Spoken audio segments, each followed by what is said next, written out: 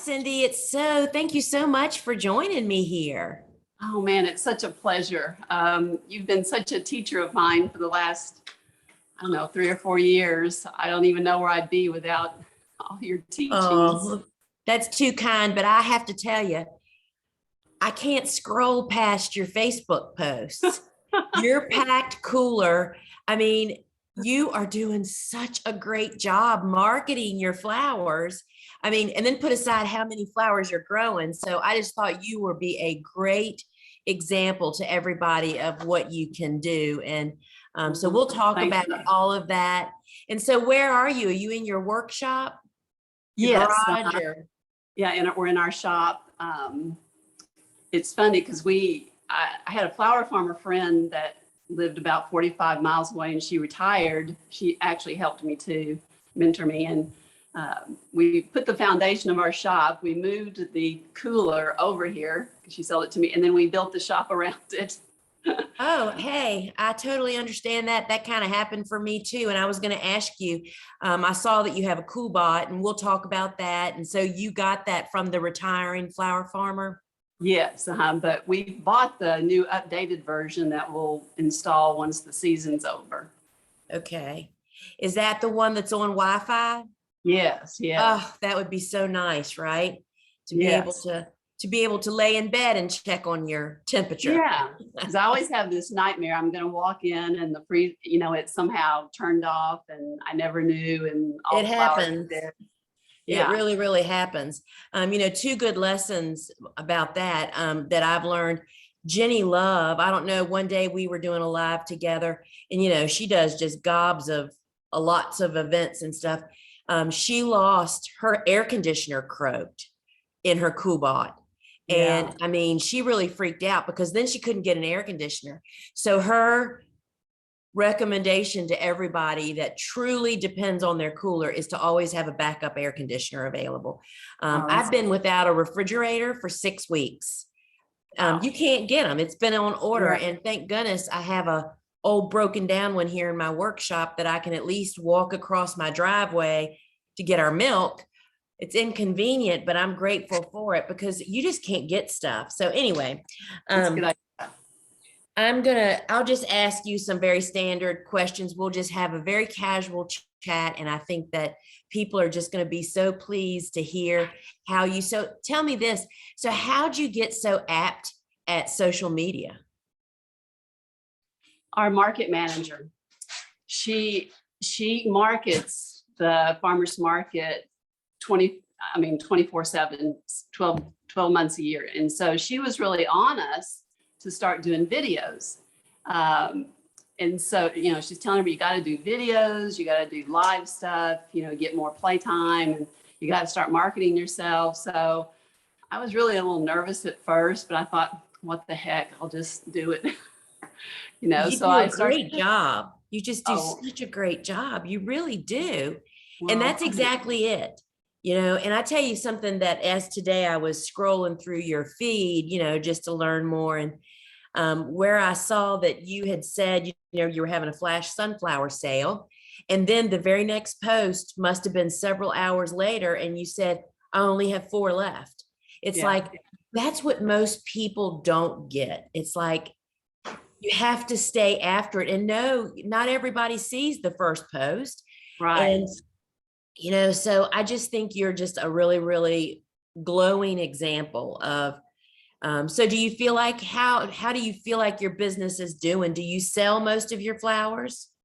I sell everything I grow. There you go, girl. I'm at my physical max, but I could grow twice as much and sell more. I sell out every Saturday in the spring. The market starts at 9. Sometimes I'm sold out by 9:30. It's crazy. That is so the case in a lot of places. And then if you add, so is farmers market your only outlet? That's the only thing I wanted to do. I didn't want to do weddings. I don't want to do florists. I just, No, I that's no great. stress, and it's just a lot of fun. My husband and I have a great time on Saturdays, and we built a big following and regular customers. So I just really enjoy the farmers market, and that's really all I ever wanted to do. That's so, so amazingly wonderful.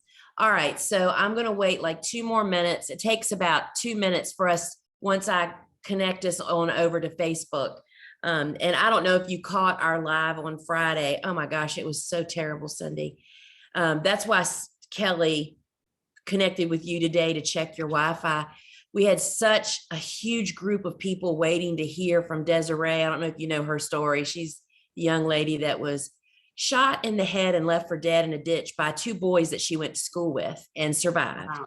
And fell in love with flowers, and she's been growing them, and they're doing an amazing job. And we wanted to tell her story. I mean, she is an amazing young woman. Oh my gosh, the internet was so terrible. We couldn't hear what she was saying hardly. And anyway, it's just so stressful, as you know. Yeah. My Yeah. husband put Wi-Fi in our shop, so that probably has helped. Yes. Oh, so smart. And we invested in a really, I mean, our whole 3 acres has Wi-Fi, so I can stream walking around the garden. But not everybody even was aware of that you can do it or anything. So because we're going to be live in just a minute here, I just want to thank you so much for joining me. I really appreciate you taking time. And Oh, thank you. I'm just so proud of you. I am all time, but so I was surprised when you contacted me. Oh no, you are doing such a great job. And, and I'm sure there's other people doing the very same thing. Well, I know there are, but you have to toot your own horn to sell your stuff. And that's what a lot of people just don't understand. I mean, because you don't know how many emails I get of people belly aching over that they can't sell their flowers. Well, they're doing nothing basically. Do you know what I mean? Yeah. So this will be inspiration for them, and to really see, that girls like us that are not under 30 can do this, Right. Yeah. And I'm 67. So. All right. Oh, well, I'm 60, so we're close. And so, all right, I'm going to start us up here. Let me first make sure my phone is turned down, and it's not. It's misbehaving. So what'll happen is I'll take us live on Facebook, and I'll welcome everybody, and we'll chat for just a minute. And then I'm going to get you talking, and then I'm going to pick up my phone and post some information on the Facebook Live over here. I have my phone turned down so we won't get blowback. So let me do this here, and we'll just smile in about 30 seconds or so. Let me write a description.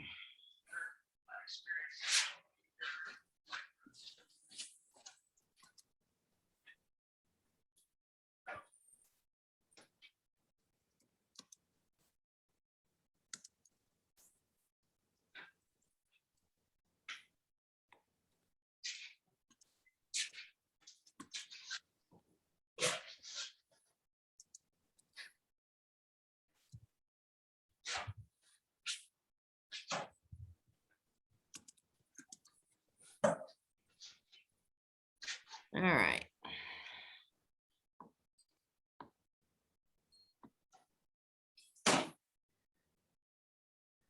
All right, we're usually live before we realize it, so just be smiling perhaps.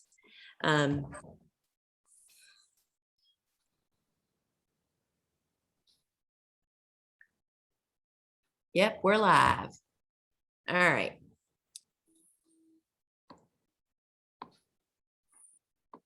All right. Hey, everybody. Welcome to the Gardeners Workshop Live. Once again, this week, I've got something a little different in store for you. I am here with Cindy Oliver. Hi, Cindy. Hi, how are you? I am good, thank you. And Cindy is located, are you in Athens, Texas? Is that right? Yes.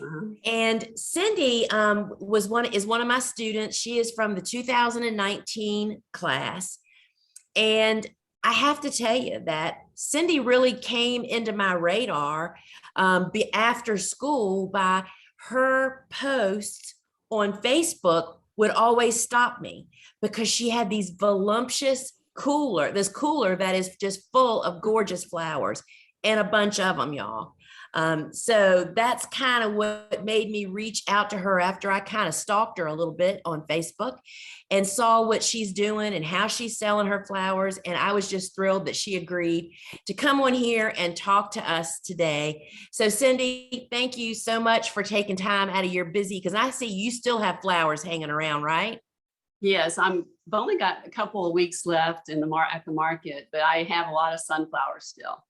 Well, good. I wished I had them here because we are kind of hungry for sunflowers. So the first thing I want to say is that I'm going to ask Cindy to start just telling us a little bit about her operation while I pop over and fix our deal on Facebook. So Cindy, if you would just maybe first start off by telling us what's still blooming in Texas, and then like how big is your space, and do you have help? Just kind of what your layout is there. Okay, well, in Texas, the only thing that's blooming right now pretty much are zinnias and sunflowers, and I have some celosia. The flamingo feather is still going, but that's about it. And I'll probably only have a couple more weeks left at the farmer's market, because I take October to completely turn over our garden and get ready to plant cool flowers. I do have a few Lisianthus left. I just couldn't believe the Lisianthus this year. I'm just about to pull them out, but I still have a few. So we have about a half an acre of flowers. And so I have 35 rows that are like 2 feet by 35 feet. And luckily, the thing I struggled with for first couple of years, I would always have a gap in between my cool flowers and the summer flowers. I always had a time where I didn't have any flowers, and it was really frustrating. So after taking the school, I learned some very important things about dividing my garden up into thirds. So I had a third of cool flowers. I have a third that I plant in February, and then I have my summer flowers. So the other thing that was very important I learned from the class is to have a calendar. So I have a calendar now, and I have all my frost dates on there, and when to plant. And so I struggled, I think, the first couple of years. I just didn't feel organized. So now I have everything on the calendar. And this last couple of years since the class, I haven't had a gap of flowers. It's kind of been seamless now. So yeah, so that's, luckily, I do everything myself except for the hard stuff. So Ron gets top billing because he has to do all the heavy lifting. He does the tilling, and he keeps up with the irrigation, make sure everything's running smoothly. And then he and I will work pretty hard in October, pulling everything out and adding tons of compost and getting ready to plant. Cindy, I'm just so impressed with just everything that you're doing. So first off, behind every successful farmer is a partner that backs them up, because I have that too. I mean, we have all the equipment, and after you spend all day doing your work, to have somebody else that's willing to jump on a tractor or mow or do whatever, and then they become our biggest encourager, right? I mean, right. Where would we be without that? So we are over on Facebook, and everything's puddling along over there. And if you guys have any questions, post them in the comments, and if we get a moment, I'll be happy to pass those along to Cindy. So Cindy's already told us what's blooming in Texas. It's basically the same thing that's blooming here. So what winter hardiness zone are you, Cindy? We're 8A. Oh, so we're the same. We're basically the same. I'm 8A. It depends on who you ask. I could be 7B or 8A. And, I used to be 7B, but now that weather just doesn't quite been cooperating with that. So Cindy, when did you actually jump into commercially growing and selling flowers? When did you start selling flowers? Started in 2016. Wow. A couple of years before I retired, we lived in Dallas. We were going to move to Athens, and Athens is kind of on the edge of the piney woods. So it gets more rain than most places in Texas. The soil is sandy loam. So my husband always wanted a big vegetable garden.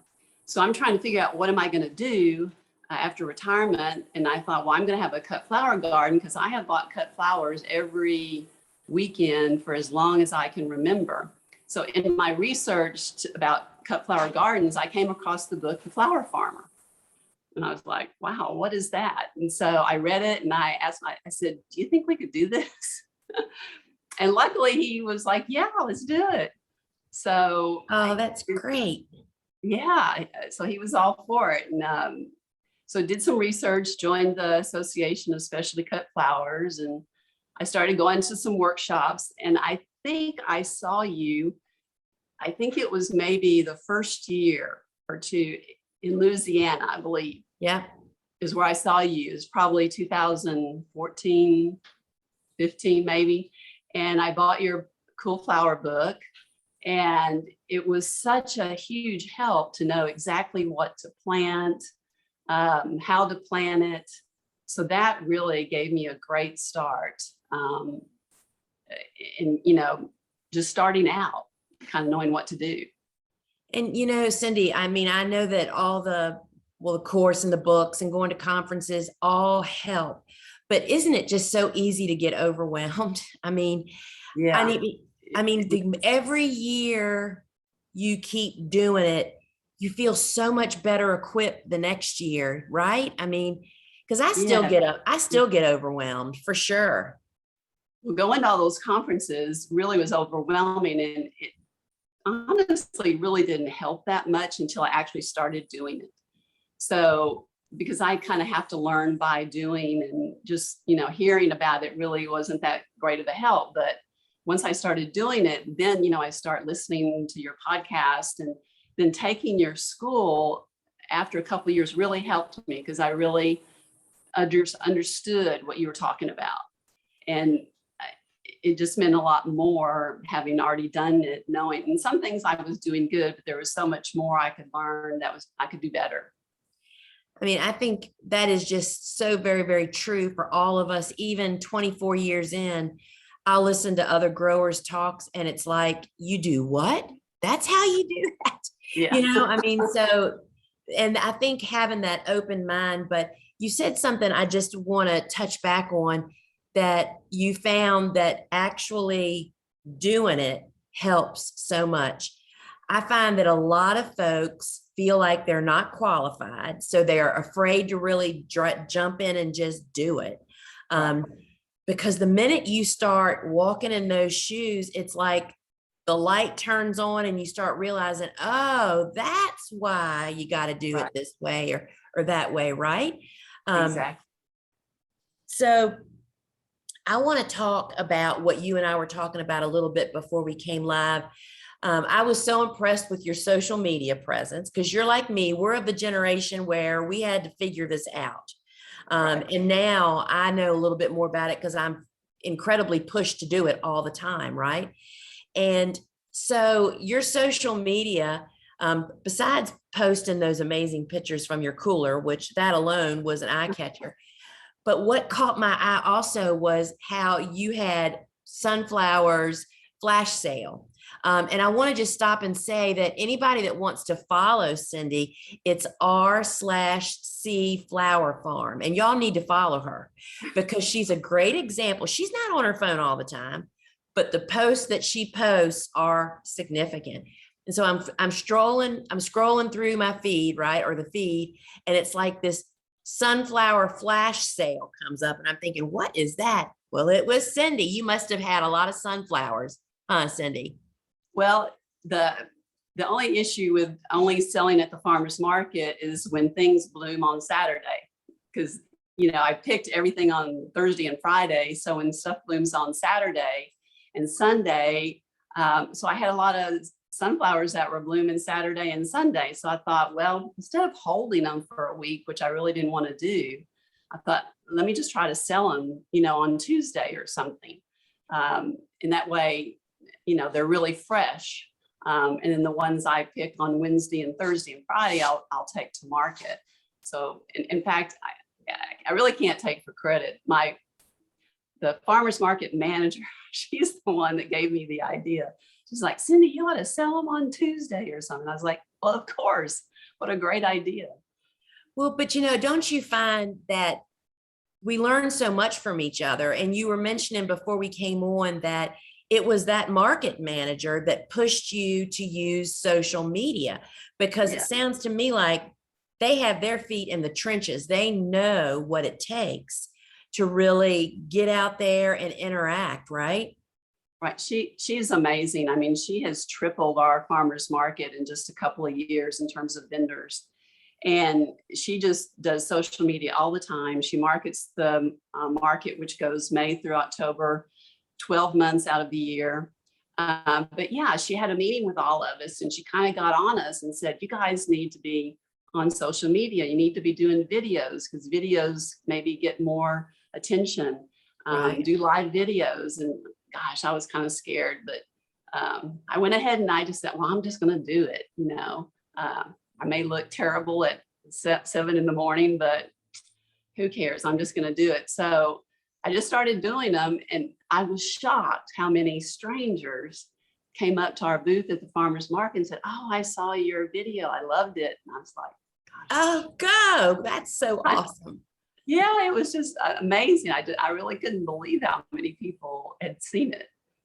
So then it just got kind of fun, and I started doing it, and I tried to educate people about the market or about the garden and what we were doing when we turn over the flowers and what's blooming. And so it became fun. And that's one of the things I try to hit home in school. It's like, as flower growing people, we have more to show and talk about than almost any other profession in the world, right? I mean, people would love to see butterflies, flowers, frogs, kids, dogs in the garden. I mean, we have so much opportunity. And I think, as you were so surprised about how many people came up in the market and said they saw you, I used to find very interesting. I mean, we have a lot of followers, but it was always amazing to me, and it still happens. I see people that say to me, "And how's Tucker? I just love seeing him on Facebook." Well, they Me don't too. like our Facebook page, and they don't like anything, meaning they don't leave a footprint that other people can see that they were there. So there's people watching us that you have no idea. And that's why I feel like social media is just such a great outlet to sell our flowers. So, all right.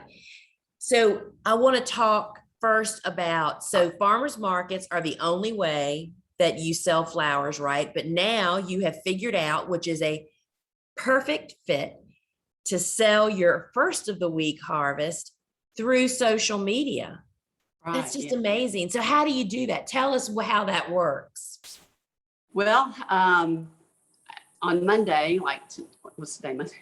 Yeah, I went and I just take a picture of the sunflowers and then I take a picture of a bouquet of them and I post it.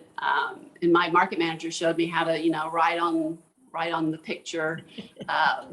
And so I just, put the picture up there and I thought, well, let me see what happens. And, I don't sell a lot, but I do sell some. I mean, so it was totally worth it to be able to do it. So how long have you been doing that? Is this the first season, or have you been doing that for a couple of years? No, this is the first time I ever sold sunflowers. Now, in April, I do have flowers that are blooming and our market doesn't start till May. So in April, I do all my selling on social media. I will start posting what I have available, and I meet them at the parking lot where the farmers market is. What a good idea. So I sell all my flowers on social media in April. So would you say that your time commitment, is it full-time for you, or is it a part-time, or how many hours a week would you say that you are consumed? Well, I'm out every single morning. Yes. Because of the heat here. And, up until probably August, I could probably work from 6:30 to 10:30, 11. But, when August hit, when it was so hot, I can only make it till about 9. So it's every morning. I don't come out here in the evenings because, to be honest, I just want to relax in the evenings. Right. But it's just every morning, probably, I would say I average 4-5 hours. Now, when I'm cutting flowers, It could be, you know, 5-6 hours on Right. Thursday and Friday. So, I mean, and that's really kind of a perfect fit Yeah. for, I don't want to say it's a part-time, but for a serious hobby, kind of, but Right. not really. I mean, so it's like not consuming your life is what I really wanted to talk about, you know, because I think No. that's the majority of people would like to do, kind of fit that model that you have. We have lots of young families with young children, you know, that have commitments, and just to know that that is something that you can do. Now, I do have a question over here, but I want to talk about first your cooler. So how big is your walk-in cooler? Let's see, I think it's 10 feet by 4 feet, something like that. I think that's Okay. right. And you use a CoolBot. Yes, I bought the cooler from this flower farmer that's in Van, Texas, which is about 45 minutes from us. She actually reached out to me through the association, and I, you know, went to her farm in the very beginning, and so she helped me a lot. And she retired, so I bought it from her, and it had the cooler and the CoolBot in it, and the air conditioner, so it all came together. And I tell you, it was a game changer. Oh, it was 10 feet by 16 feet. Sorry. Oh, My you were husband just told close. me. That is huge. That is really No. huge. So, Yeah.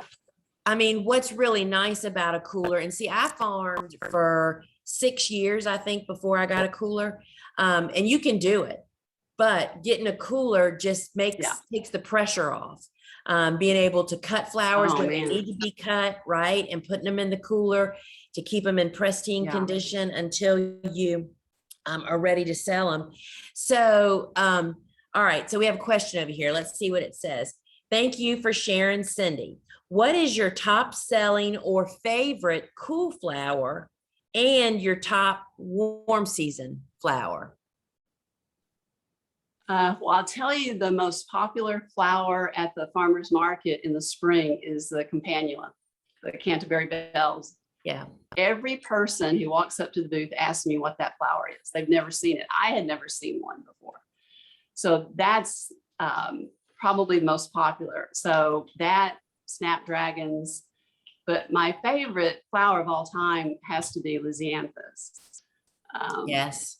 I just love the colors this year. I grew the white with the purple trim on the top. It was just, they're just my all-time favorite flower. You're not alone there. Do you, and here's a question I'm sure somebody's going to ask us now. Do you start from seed or do you buy plugs? Now, I do plugs on almost every cool flower that I do. I don't do many seeds. However, I got your catalog and I saw the ping pong scabiosa. Yeah. And I thought, I've got to do that. So I'm doing that from seed. You know, that was one that I hadn't grown. Don't let the flower put you off. It's what comes after that flower.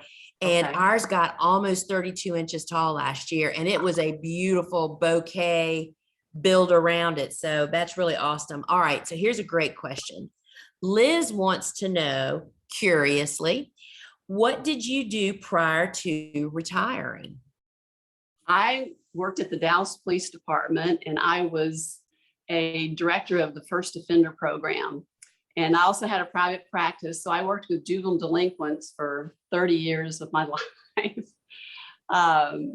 which I absolutely loved. But when I retired, I wanted to do something completely different than what I had been doing.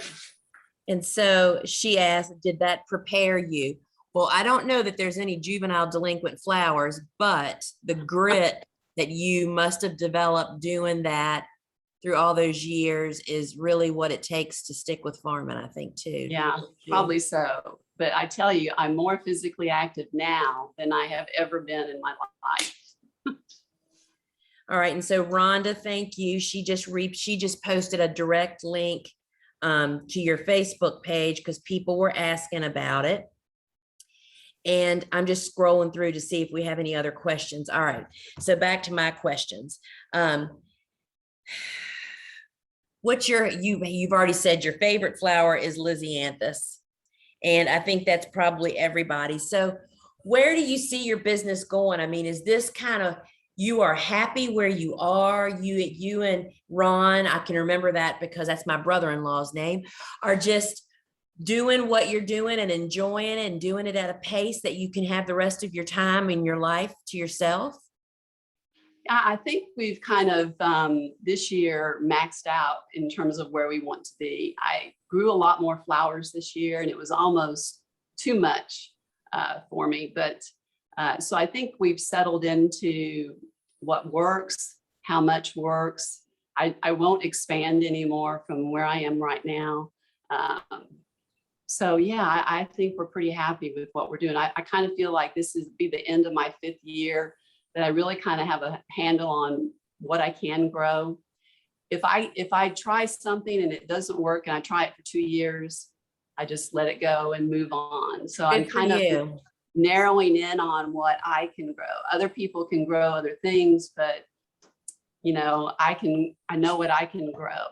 And so I think, yeah, I'll probably stick with this plan until we finish. So I'm just looking over here at questions. So I'm sorry, I was posting on Facebook earlier when you were talking about the size of your farm. Do you have like a 1/4 acre or a 1/2 an acre in production? Do you have any idea how? It's probably almost 1/2 an acre. It's pretty big. Yeah, it's 35 rows, 35 rows, and it's 2 feet by 35 feet. And my husband has, like, we have maybe 40 rows in all, and the rest are vegetables. And every year I seem to end up taking one of his vegetable rows, much to his disdain. Tell him to beware. That's exactly what happened to my story. I slowly took over the big vegetable gardens that were growing here. All right, so I'm just looking on here. So there's Tammy says, hi from, I'm sure I can't say this right. She's in Texas, Neches, Neches. Is that what it is? Neches, I think it's Neches. Neches. Yeah. And she's asking, how late in the season do you plant zinnias? Let's see. I succession plant gosh, I think every month. I'm trying to remember the last time. I probably planted, the last time was in July, I'm thinking. June or July. That's one thing that I want to do better next year. I don't think I succession planted zinnias as much as I should have, because I'm really picking and choosing from the rows that I have about 4 rows right now. So I think I should have done another row later in the summer. But I always have a list of lessons I've learned this year. Yes. So one of them was to do better about succession planting my zinnias. Well, succession planting, which is really the heart of our business here, I couldn't do what we did if I didn't have somebody that just starts seeds, and then there's somebody that also plants all of those seeds, plants the transplants, because we're busy cutting flowers, bunching flowers, selling flowers. It takes a lot of hands to do that. And maybe in your next year, if you don't grow maybe quite as much at one time, but you're able to add another succession, that'll help close that gap. I find that I'm always disappointed in the fall that I didn't plant more back in late July to come in now. And learning that, there's just certain things that really thrive under the short days. I wish, what a flower that haven't grown for like 20 years that I'm growing now and kind of a little in love with are those darn cosmos. I mean, when we were selling commercially, I would have never dabbled with them. They don't really last long enough, but we can get 5 to 7 days out of them if you cut them at the right time, and they thrive in these short days. So to have that, anyway, so I'm just reminiscing about how that whole succession thing, don't beat yourself up over that, because none of us ever get everything in that we think we should or need. Do you plant sunflowers every week? Oh, is she frozen? I have successions the last couple months. Yeah, I do 4 trays of 72 every week for the last couple of months. Good for you. And Good for That's you. everybody wants sunflowers in the summer. And do you grow just the Pro Cut Orange, or which one do you grow? I primarily do Pro Cut Orange and Vincent's Choice, and that's pretty Okay. much it. I've You know- tried some of the others and they kind of tend to flop on me Yeah. for some reason. So I decided just to stick with these. You know, and the same people will buy the same sunflowers week after week, Yeah. right? Right. Have you found that Yes. to be true? Oh, yeah. I mean, it is our own burning desire to have something new and special each week. Customers will, all those years of high production that we did, we planted 1,200 sunflowers a week for 26 weeks, only Pro Cut Orange. And the same people bought them week after week. So it's our own desire to want Right. to have that newness, right? Or something new or Yes. special. Yeah. The So traditions. here, so we have another one. Let's see what this says. Love meeting these people. Cindy, I'm sure dealing with broken kids put everything into perspective. Love that you have decided you don't have to get bigger to survive. We'll be following you. So I think a lot of people are going to be having their eyes on you now. So you'll have to show the way for all these folks. Somebody from Longview, Cindy is in Athens, Texas, and her farm is RC Flower Farm, and you definitely want to follow her. And people are saying, yeah, me too. I should have planted more zinnias. So it is definitely, hi, Cindy, do you have a tractor or equipment to help prepare your beds? If you do, did you get your equipment early at the start of your farm? How do you control weeds and pests? Well, there's a mouthful. Wow. Take it away, Cindy. No tractor. Ron, it's a Troy built huge horse. I got one of those too. Yeah. And so I can't handle it. So he does the tilling. So he's the tractor. Weed control is just a constant battle. We use landscape fabric. I plant the cool flowers in landscape fabric. And then I just try to keep the aisles, that hoe you have, I got that. And I just am constantly going down those aisles with that hoe, just trying my best to keep the weeds out, but it's a constant struggle. I don't put landscape fabric, of course, on the zinnias. I'll have to tell you a funny story. I think it was the second year I was planting zinnias and I had them in black landscape fabric. And of course they were not doing well. And I was listening to you on a podcast or something, and you said, of course, in the South, we can't use black landscape fabric. And I was like, of course you can't. That's why my zinnias are dying. Of course you can't use black landscape fabric. So that was just, one of those stupid, mega failures. So I learned, so in the summer, I don't do landscape fabric, obviously. And I just try to weed as much as I can, but they're still there. And you're not alone there. One year, many years ago, I planted dahlias into black film and then proceeded to cook them for the rest of the summer. I called Dave Dowling. I said, you are not even going to believe what I've done.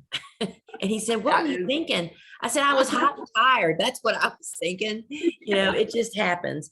So yeah. Cindy, I don't want to take too much of your time. So if you had to share, what would your best advice be to a new and upcoming grower? We have a lot of people on here that are in their first few years of growing. What would you say would help them the most? I'll be honest, probably taking your class. If I had done that maybe a year earlier, I might not have wasted, some time and effort and flowers. So I think taking the class really helped me organize everything and know exactly what to plant, when to plant it. But then you have to just to do it and start small. I hear sometimes people, well, I'm going to start out with, a whole acre of flowers. And I'm like, no, don't do that. Start small. And, just just start doing it. And that's how you learn. You know, I learned a lot through my failures, and you learn what, you know, when you get some success. And I also learned that your soil has a lot to do with how things go. So we, you know, amend the soil every October. Every time I turn over a row, we add compost. And I think now in the 5th year, our soil has gotten so much better that things grow taller. In fact, last early spring, I had the snapdragons were so tall, I thought something was wrong with them. And I actually took a picture and put it on the Flower Farmers blog. And I said, what's wrong with my snapdragons? I mean, that's how crazy. And they bloomed beautifully, but they were just so tall, I thought something was wrong with them. But no, they were beautiful. Well, and that's because you put the wheelbarrow work in. You know, I totally 100% agree with you that many of the growing struggles that I hear people talk about is purely because of their expectations in the first year or two of not, you know, building their soil and not seeing the results of that. I can remember when I started, I put 13 wheelbarrow loads of compost on every like 40 or 50-foot bed by myself. I mean, I shoveled it in, wheelbarrowed it. I didn't have to go to the gym. And that's what made our garden grow so great, right? And I'm just so happy to hear that that's the case for you too.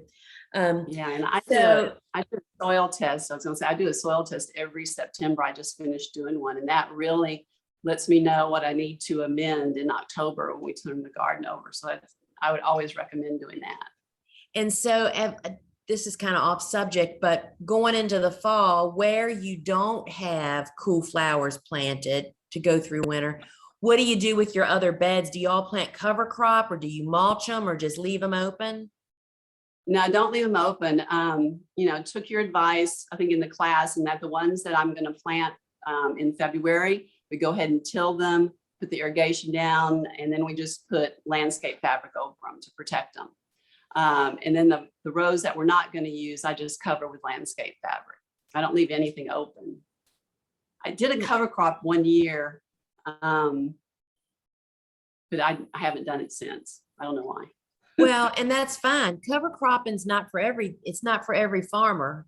And if you're adding compost, that's just a different way of, you know, they both have the same kind of end result. Right. So Cindy, I just listening to you talk, you just really did what we talk about in school. You know, Yeah. you really followed and have really followed through on everything. And I'm just so proud of you, of what you've done. And you know, you're an inspiration to all other growers. And also something that we're coming around to is that, you know, not everybody has to get big and grow a bunch. You need to find what fits your life, and having that control on yourself to not, because we didn't talk about this. Cindy, do you sell out at the farmer's market? I have sold out every week. I was in the spring, you know, our market starts at 9. Sometimes I'm sold out by 9:30. Unbelievable. Yeah, I mean, every once in a while I might have a mason jar, because I do little small mason jars when I have small stems. I might have maybe one of those left over, but I sell out every week. I'm just very fortunate that in our market, people love fresh flowers. And you know, what I want to say to you is the fact that you're resisting planting more and more and more, which is what most people do because they're selling out, is a real testament to you. And here Sherry's saying, you are inspiring me. I am 71, still working full time and wanting to be a full-time flower farmer. I've been growing part-time for many years, but hesitate now because of my age to dive into full-time. So, you know, you are inspiring a lot of people in a lot of different ways here. Susan says this is great info. I'm just looking down here, and yeah, lots of affirmations on soil tests. Because we know if you're not soil testing, we're gardening and farming with a blindfold on. Right. So Cindy, I just really appreciate you coming and spending your time with me, and I'm just proud to call you my student. And I just really appreciate you sharing your success story and what can happen for folks. Well, you are so very generous with your teachings and information that you give out. And, I just don't know where I would be without having learned all that from you. So, you've been quite a mentor and teacher to me. So I so appreciate that. It is 100% my pleasure to do that. And especially after talking with you, that's what drives me. I mean, the next weeks leading up to when Flower Farming School enrollment opens October 1st. I think Kelly announced it today in our meeting. I think it's like 18 days from now. And that's 5 days of craziness for me, trying to be sure that people that want to get in know. And this kind of stuff is what fuels me to do that, because we really have servant hearts and we really want to teach and share people and give them a hand to make their dream a business if that's what they want to do. So thank you. And thank Ron. I know the man behind the woman is the same with me. Mine's cooking dinner right now, so we have to have the other half that really can make it complete for us. So Cindy, very, very best to you. And I look forward to seeing you in my scroll. And everybody, you need to follow R/C Flower Farm and follow her lead, do lives, post your flowers, have some flash sales. And I think it was also a great tip. I was wondering if you invited people to come to your home, which I don't do for the public, that's a great idea to meet them at the parking lot of where your farmer's market is. That's a really great way to do that. So sounds safe and a great way to do it. It is. All right, Cindy, kudos to you. My hat's off. And we're really proud of you. And thank you for joining me here today. Thank you so much. You're so welcome. All right, friends, until we meet again, I'll see you Wednesday on Ask a Flower Farmer on Instagram, Clubhouse at 1 o'clock on Wednesday, Friday, the Gardener's Workshop Live. And friends, till we meet again, ciao. Bye.